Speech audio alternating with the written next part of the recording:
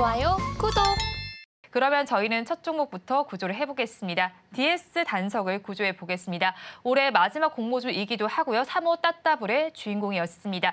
바이오 연료와 폐배터리, 폐플라스틱 등 친환경 리사이클링 사업을 하고 있는 종목인데 첫날 급등 이후에 주가가 계속해서 왔다 갔다 하는 모습을 보이고 있습니다. 어떻게 보고 계실까요? 네, 올해 이 IPO 시장의 특징이 몇 년 전 카카오 그룹주들 상장을 하고 대형 바이오 기업들 상장을 하고 이럴 때처럼 굉장한 초특급 대여 이런 종목들은 좀 적었지만 이 DS 단석, 사실 DS 단석이 시가총액이 낮은 건 아니죠. 1조 6천억이니까. DS 단석 정도의 중형급의 이런 이 상장 종목들이 좀 많았고 대체적으로 좀 좋은 모습들 많이 보여줬었습니다. DS 단석 금년에 이제 마지막 상장 종목이었고 22일 흔히들 따따블로 얘기를 하죠. 이 공모가의 2배에서 또 상한가까지 기록을 한 그런 모습들을 보여주면서 굉장히 좀 강하게 시작을 했습니다. 그래서 첫날 300% 상승으로 시작을 했었는데 둘째 날과 셋째 날 좀 하락을 하는 모습을 보여주고 있습니다. DS 단석 같은 경우는 사업 자체가 상당히 좀 매력적이죠. 이 리사이클로 대표가 되는데 리사이클 그러면 단순히 재활용이라고만 생각을 하면 사실 DS 단석을 보기에는 좀 부족하죠. 재활용만 하는데 시가총액이 1조 6천억일 수는 없기 때문에 물론 이제 플라스틱 리사이클 같은 사업부도 있습니다. 그런데 여기에다가 첫 번째로는 바이오 연료입니다. 바이오 연료 같은 경우는 차량용 바이오 디젤이라든지 발전용으로 쓰이는 바이오 중유, 선박용으로 쓰는 바이오 선박유 이런 쪽으로 사용될 수 있는데 이 바이오 연료, 친환경 바이오 연료를 우선 생산을 하고 있고요. 그리고 두 번째로는 흔히들 재활용으로 많이 생각이 되는 이 플라스틱 리사이클 두 번째가 있고 그리고 마지막이 최근 들어서 좀 더 주목을 받았었죠. 배터리 리사이클이 있습니다. 이 폐배터리 리사이클이 최근 들어서 주목을 많이 받죠. 최근 한 1, 2년 사이에 폐배터리 관련된 종목이 급등하기도 하고요.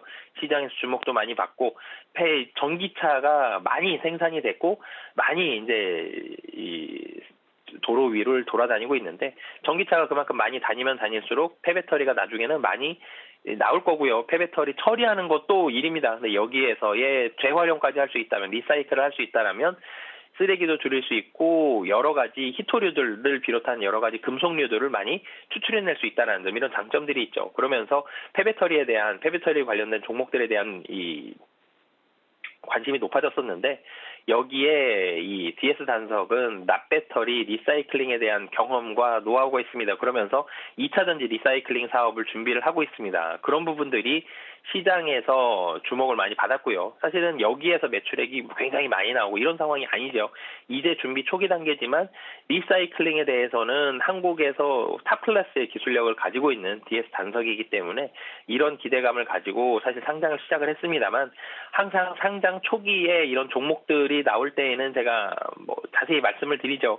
수급적으로 외국인과 기관, 특히 국내 기관의 매도가 상장 초기에 많이 나온다라는 말씀을 드렸습니다. 물론 첫날 매도가 가장 많이 나옵니다. 그래서 첫날, 둘째 날, 길어도 한 일주일 정도면 대체적으로 매도가 마무리가 되는데 DS 단석 같은 경우도 첫날 매도 가장 많이 나왔고요.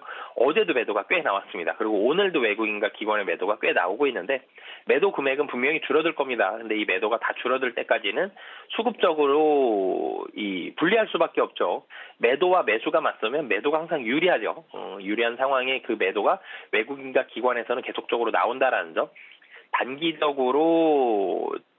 단기적인 목적으로 IPO 펀드에 들어갔던 돈들은 대체적으로 상장 초기에 매도를 하게 되고요. 시장이 굉장한 호황을 보이지 않는 이상 대체적으로 상장 1, 2주 이내에 대부분 매도를 마무리하게 됩니다. 그래서 이 매도가 여전히 좀 나오고 있다는 점. 그래서 이런 매도 때문에 이 26일 어제와 오늘 좀 하락을 하고 있다라고 보시면 되겠습니다. 네, DS 단석 사실 상장 첫날 진입을 하신 분들이라면 지금 좀 많이 불안한 지점이실 것 같습니다. 공모주로 받으신 분들께서는 아직 수익권이시겠지만 앞으로 전략 어떻게 짜야 할지 궁금하실 것 같은데요. 대응 전략 어떻게 짜가면 좋을까요? 네, 우선 도망가자라는 전략을 말씀을 드리겠는데요. 근데 이 좀 설명을 좀 덧붙여야 될 것 같은 게 DS한석이 사실 회사가 좋습니다. 네, 회사의 재무 상태를 보면 매출액이 작년보다 금년이 조금 떨어지긴 하겠지만 그래도 매출액이 1조가 넘었고 영업이익은 작년보다 금년이 한 20% 정도 더 늘어난 상황인 거죠. 그러니까 재무 상태로만으로는 좋은데 어제도 그렇고 오늘도 그렇고 하락하는 이유는 단순하게 수급적인 요인이거든요. 그래서 이 도망가자는 의견을 드린 이유부터 말씀을 드리면 외국인과 기관의 매도가 마무리가 좀 돼야 될 것 같습니다. 지금 매수가 확 줄어들었어요. 매수가 확 줄어든 상태에서 매도가 나오면 하락률이 커질 수밖에 없거든요. 근데 이 매도 금액은 하루하루 지나면 지날수록 매도 금액은 좀 빠른 속도로 좀 떨어질 가능성이 높다는 점. 그래서 매도가 끝나는 게 어느 정도 확인이 될 때까지는 도망가는 전략을 말씀을 드리지만 그러니까 하락률 자체는 상당히 좀 빠르게 떨어질 가능성이 있고 그리고 사실 길게 봤을 때에는 그래도 긍정적인 면이 있는 실적과 영업이익 그리고 사업 포트폴리오를 가지고 있다라고 보시면 되겠습니다. 네, 일단은 기업 자체는 좋겠지만 당장은 도망가자 전략을 제시해 주셨습니다. 그러면 저희 다음 종목 구조를 해보겠습니다. 태형건설을 구조해 보도록 하겠습니다. 부동산 PF 위기에 처한 태형건설이 워크아웃을 신청하기로 가닥을 잡은 것으로 보입니다. 이르면 이번 주에 신청할 가능성도 제기가 되고 있는데 이 이슈 때문에 주가가 많이 밀리고 있습니다. 어떻게 보실까요? 네, 우선 건설업계가 많이 어렵죠. 건설업계가 가장 어렵고요. 그리고 건설업의 이 익스포저를 가지고 있는 증권사, 은행, 저축은행, 이런 부분들도 다른 금융기관들도 상당히 좀 어렵습니다. 그러면서 지금 기사로서도 확인할 수 있는데 증권사에서 구조조정이 굉장히 좀 강하게 이루어지고 있죠. 구조조정되고 있는 인원의 상당 부분은 PF, 부동산 관련된 부서에서 구조조정이 많이 이루어지고 있는데 그만큼 부동산이 상당히 좀 어려운 상태인데 태형건설 같은 경우도 이 건설사, 태형건설 도급순위가 상당히 상위권에 있습니다.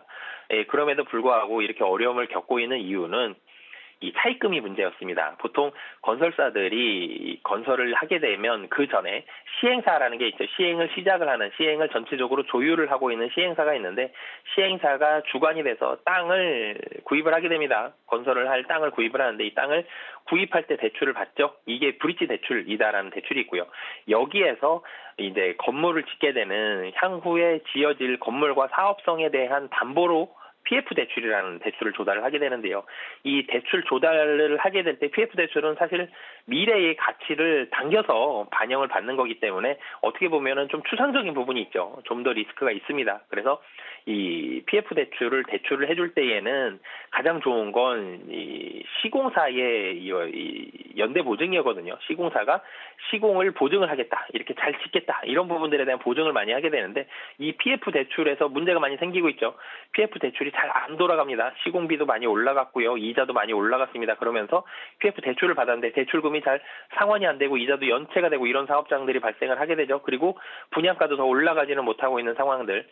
부동산 시장이 확 좋아진 게 아니죠, 아직. 그런 상황 속에서 태형건설이 어려움을 겪고 있는 그런 상황인데 PF 대출에 대한 만기가 돌아오게 됩니다. 만기가 돌아오면 사실 별 이벤트가 없다라면 태형건설에 이 정도의 크레딧을 가진 건설사면 대출 연장이 어렵지 않아야 되거든요. 근데 이제는 대출 연장에 대한 어려움들을 많이 겪고 있는 그런 상황입니다.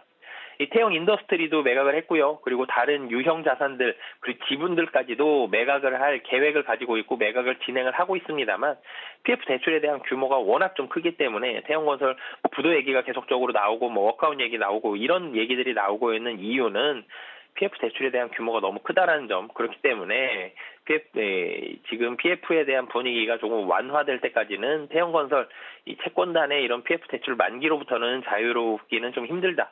전체적으로는 좀 어려운 이런 분위기를 유지할 가능성이 좀 높다라고 보시면 되겠습니다. 네, 태형건설 아무래도 PF 대출과 관련해서 우려감이 지속되고 있는 것 같습니다. 오늘 특히나 또 주가도 많이 밀리고 있는 만큼 가지고 계신 분들께서는 지금 어떻게 해야 되나 굉장히 고민을 하실 것 같은데요. 어떤 대응 전략을 가져가야 할까요? 네, 우선 도망가자라는 말씀을 드리겠는데요. 부도까지는 안 가겠죠. 부도까지 갈 가능성은 상당히 좀 낮은데 워크아웃 가능성은 있습니다, 분명히. 그렇기 때문에 워크아웃을 가게 된다라면 주가에 사실 태형건설은 워크아웃 이후에 다시 살아날 수 있습니다만 주가에는 상당히 좀 부정적이다라는 점. 그렇기 때문에 PF 우려가 해소될 때까지 워크아웃 가지 않고 부도도 나지 않고 넘어가더라도 상당 기간 좀 어려움을 겪을 수 있다는 점. 그렇기 때문에 우선 도망가자라는 의견 드리도록 하겠습니다. 태영건설에 대해서 일단은 도망가자 의견 주셨습니다. 그러면 저희 마지막 종목 구조를 해보겠습니다. 일성신약을 구조해 보도록 하겠습니다. 차트를 보니까 연일 좀 상승세를 보이기도 했다. 오늘 장에서 좀 많이 밀리고 있는데 어떤 이유가 있을까요? 네, 우선 일성신약 같은 경우는 최근에 바이오 관련된 종목들 주가가 좀 좋은 모습들 보여줬죠. 이런 좋은 분위기를 같이 좀 이어받았었다라고 보시면 되겠고요. 일성신약은 사실 최대주주의 변동이 있었죠. 이 최대주주 오너의 아들들이 이 지분을 물려받으면서 그러니까 윤병강 회장이죠. 이 오너가 별세한 이후에 이세인 윤석근 회장 체제로 새롭게 개편이 됐죠. 개편이 된 모습인데 사실 이 아빠에서 한마디로 아들들 2세들이 물려받게 됐을 때 지분을 물려받게 되고 아들이 한 명이다라면 그래도 상속세에 대한 문제가 있긴 하지만 그래도 지분이 대부분 돌아오게 됩니다. 근데 여기는 한 명이 아니라 3명이었죠. 그래서 지분도 좀 나뉘어진 상태로 처음에 물려받은 상태였고 그러다가 이제 지분 정리도 어느 정도 끝냈고 회사도 어느 정도 정리를 하고 있는 그런 상황입니다. 그런데 일성신약에는 이 실적에 대한 부분들, 22년도가 이 적자를 22년도가 흑자를 기록하면서 22년도는 성공적인 흑자 전환을 잘 했는데 23년도는 다시 적자로 전환을 했죠. 이런 부분들이 조금은 가슴 좀 아픈 손가락으로 작용을 하는 이런 모습들이 있고요. 그리고 최대주주의 지분율이 아직 높지 않은 그런 상황입니다. 이 전체적으로 지분을 좀 정리를 하면서 동생들 지분율까지 우호적인 부분들 이런 부분들을 안고는 있습니다만 지분율이 아직은 그래도 조금 떨어지는 그런 상황이다라는 점. 그리고 자사주에 대한 비중이 상당히 좀 높죠. 자사주 신탁과 자사주 합치면 40%가 훌쩍 넘습니다. 여기를 매도를 해야 된다는 점 이런 부분들이 아직까지는 주가에는 좀 부정적일 수 있는 요인으로 남아있다라고 보시면 되겠습니다. 주가에 부정적인 요인이 남아있지만 상승 기조를 타다가 지금 내려가는 만큼 가지고 계신 분들께서는 어떻게 해야 하나 고민이실 것 같습니다. 대응 전략을 어떻게 짜면 좋을까요? 네, 우선 도망가자라는 전략을 말씀을 드리겠는데요. 사실 일성신약 세계적인 이런 기술력을 가지고 있는 회사긴 합니다만 단기적으로 주가가 좀 빠르게 올라갔다라는 점, 지금 차트만 놓고 보면 21선이 깨졌죠. 여기에서도 차트적으로 좀 부담이 있다라는 점, 그리고 지분에 대한 이런 우려감들도 좀 있다라는 점을 봤을 때 지금은 우선적으로는 도망가자라는 전략 드리도록 하겠습니다.